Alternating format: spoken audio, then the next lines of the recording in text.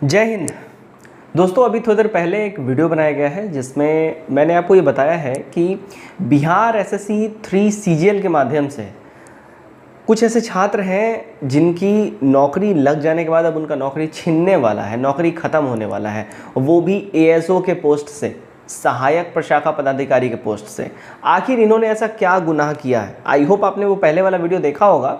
नहीं देखा है तो मैं थोड़ा सा पहले उसके बारे में इंट्रोडक्शन आपको दे दूं। देखिए, 2023 में इसकी बहाली आई थी, 2024 में जो है जनवरी के महीने में इसका डीवी हुआ, डॉक्यूमेंट वेरिफिकेशन हुआ, और 12 फरवरी को जो है इसके संबंध में मेरिट लिस्ट निकाला गया। और देखिए, मेरिट लिस्ट निकलते ही जो नियम ये कहता है, मेरिट लिस्ट में अगर आपका नाम आ गया, ठीक है, उसके बाद आपको ईमेल वगैरह चला जाता है। अब घर पे जो है जाता है, ऑफर लेटर जाता है, उससे पहले ईमेल चला जाता है, और वो ईमेल जाते ही आपको विदिन 1 मंथ, 1 महीने के अंदर में आपको ज्वाइनिंग करना होता है। लेकिन समटाइम्स ऐसा होता है, विद्यार्थियों को कुछ अपना फैमिली प्रॉब्लम होता है, कुछ ऐसा इमरजेंसी होता है, कुछ इशू होता है जिस वजह से वो ज्वाइन नहीं कर पाते हैं, तो वो लोग समय मांगते हैं। अब उनके द्वारा समय मांगा गया, आयोग के द्वारा, सामान्य प्रशासन विभाग के द्वारा, बिहार एसएससी के द्वारा टाइम पे इनका जो है, इनको टाइम दिया गया और इनका टाइम बढ़ाया गया, ठीक है, ज्वाइनिंग का।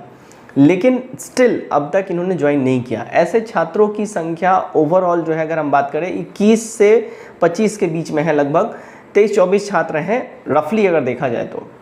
अब मोस्ट इम्पॉर्टेंट है कि ये ऐसे छात्र, मतलब कोई ऐसा कैसे कर सकता है? आप अभी बेरोजगार हैं, आपका ये ड्रीम जॉब है कि आप नौकरी लेना चाहते हो, एएसओ बनना चाहते हो।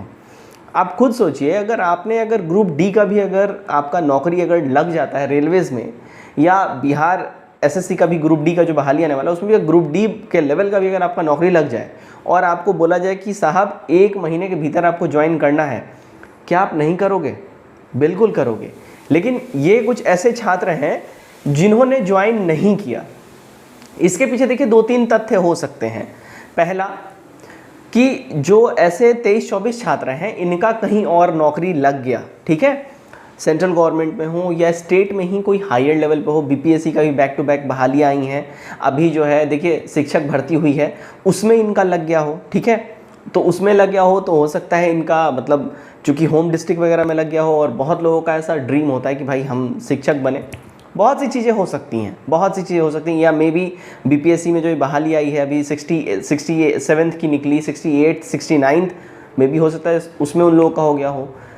सेंट्रल गवर्नमेंट वाला जो सीजीएल है उसमें उनका हो गया हो, क्योंकि ऑब्वियसली सेंट्रल गवर्नमेंट का जो जॉब होता है उसमें उनका पे स्केल और सैलरी ज़्यादा होता है अगर कंपेयर करें बिहार स्टेट गवर्नमेंट के। तो ये सारी रीजंस हो सकती हैं।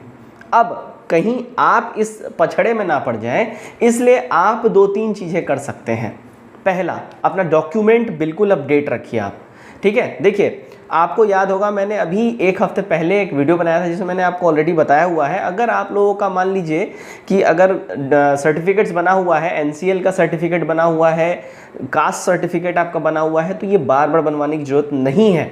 उसमें क्लियरली जीएडी का नोटिस मैंने आपको दिखाया जिसमें मेंशन था कि बार बार बनवाने की जरूरत नहीं है। आप लोग अगर पुराना भी है सर्टिफिकेट तो आप फॉर्म भर सकते हैं, और जब डीवी होगा उस समय आपको एक अंडरटेकिंग देना होता है, यानी कि आपको एक बेसिकली एक एप्लीकेशन लिख के देना होता है, और आपको टाइम दिया जाएगा नया सर्टिफिकेट बनवाने का, बनवा सकते हैं, ठीक है। लेकिन इतना पछड़े में क्यों पड़ना है? अभी देखिए, आया नहीं है बहाली, अभी आप पहले से ही अप्लाई कर लीजिए। 20 दिन का समय लगता है, सेल्फ अप्लाई कर सकते हैं। आरटीपीएस के वेबसाइट पे जाइए बिहार गवर्नमेंट के, वहाँ से आप खुद से अप्लाई कर सकते हैं। कोई बड़ा प्रोसीजर नहीं है, बिना पैसे के 20 दिन के अंदर में आपके मेल पे बन के सब कुछ चला आएगा, आप डाउनलोड कर सकते हैं। तो ये डेफिनेटली ही आप कर लीजिए, मोस्ट इंपॉर्टेंट है। और जितने भी आपका, मान लीजिए अभी आपके पास ग्रेजुएशन का सर्टिफिकेट नहीं है, प्रोविजनल है, तो सर्टिफिकेट वगैरह निकलवा लीजिए। जो भी आपका हायर क्वालिफिकेशन है उसका सर्टिफिकेट नहीं है, मार्कशीट केवल पड़ा हुआ है, वो निकलवा लीजिए। क्योंकि उस टाइम में काफ़ी छात्रों का मैसेज आता है कि सर हमारा ये नहीं निकला, हमारा वो नहीं निकला। तो ऐसा नहीं करना है, आप लोग अभी से ही सर्टिफिकेट्स रेडी रखिए, क्योंकि बाद में आपको ये दिन ना देखना पड़े। और माता रानी करें कि आपका भी कहीं और ही हो जाए, और आपका मल्टीपल टाइम में, आपका एक साथ 2-3 जगह आपका भी रिजल्ट आए, और आप कहीं बढ़िया जगह ज्वाइन कर लीजिए। देखिए, अगर किसी छात्र का एक जगह रिजल्ट आ रहा है ना, उनका दूसरे जगह भी रिजल्ट आ रहा होगा, ये हमेशा देखा हुआ है। अगर आपका एक बार रिजल्ट आना शुरू होता है तो फिर एक जगह नहीं, मल्टीपल जगह रिजल्ट आता है। उस हिसाब से आपके पास मल्टीपल चॉइस होता है कि जहां बेहतर हमको ऑप्शन मिला वहां पे ज्वाइन कर लेंगे। इन छात्रों के साथ वही हुआ है। ठीक है, इन छात्रों के साथ वही हुआ, इसलिए इन्होंने बढ़िया जगह देख के ज्वाइन किया है।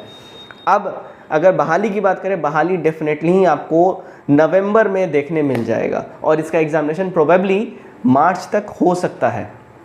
तैयारी नहीं कर रहे हैं, तैयारी में लग जाइए, अन्यथा आप लोग बहुत ज़्यादा चिंतित फिर बाद में होंगे और सोचेंगे कि हम आखिर तैयारी क्यों नहीं किए।